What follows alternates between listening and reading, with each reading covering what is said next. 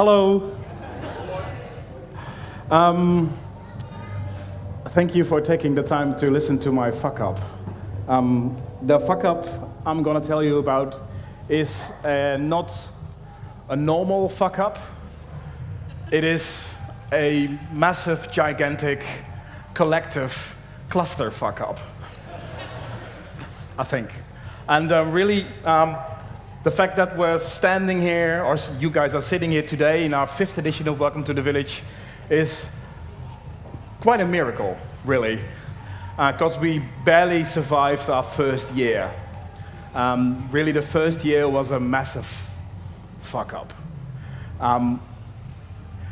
This festival we thought up in the bar, like, you know, on many things you think up in the bar, on 3 beer pads, and then we started organizing the festival with a group of friends, and we thought, well, you know, we'll get around 1,500 people, and we'll have 3 stages, and that'll cost us 30 acts around maybe like 200,000 euros, so we'll make a budget and we start working on it.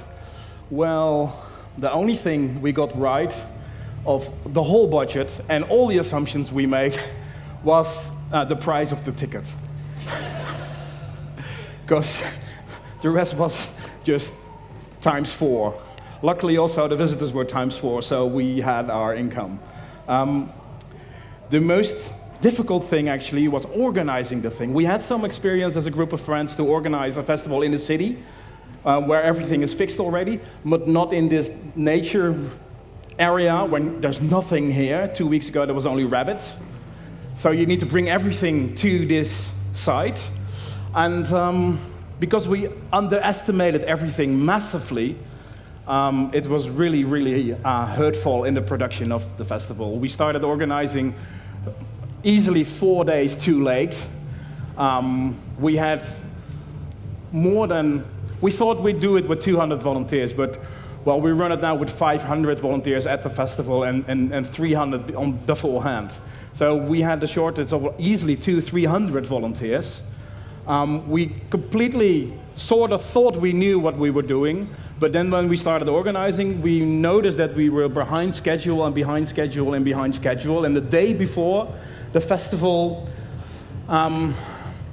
we just was sort of like a massive panic moment where we couldn't even we couldn't even make difference between small crises and big crises. So everyone was basically running around. And then we had this lights check planned at night to see if there was enough lights at the festival. But because we were running behind on all schedules, we completely missed that, of course. We couldn't just do it. So we went to bed at 6:30 in the morning, and then Friday came, and we had to open the festival. And we opened 2 hours late because we couldn't get the site finished. So people were waiting and wanted to go in. So finally, everyone could get in, and we had sort of an organization which was very democratic because we thought we can run a very democratic organization. You know, everyone is equally important. And then it became dark on Friday night. And turned out that maybe it would have been a good idea to do that light check on Thursday night because it we ordered not enough lights at the festival, so 2 people broke their legs. And then another one with a broken arm. And then we felt this might actually go wrong. This is not cool.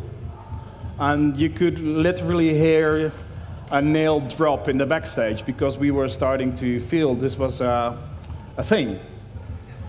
And then there was this guy on the mobile thing, and someone disappeared in the water. I still feel that.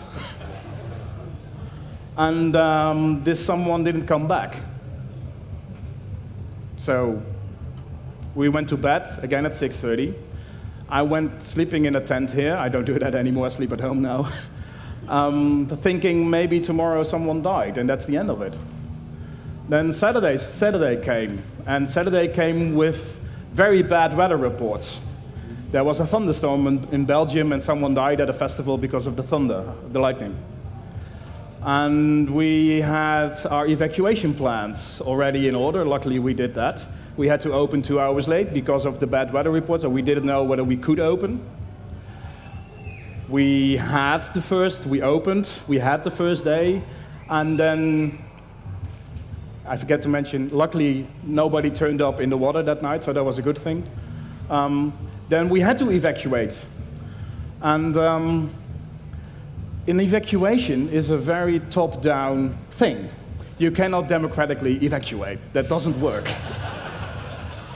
So we were saved by bad weather, but because we had to do a very top-down evacuation of the complete terrain, and later that night we had to do another one at 2 o'clock at night with 4,000 drunk people.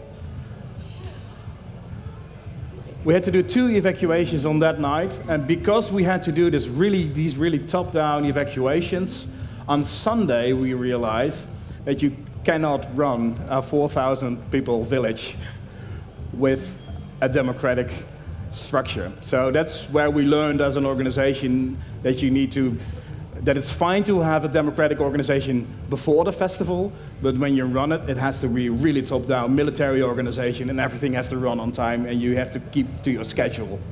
And I think that's where we learned not to fuck up.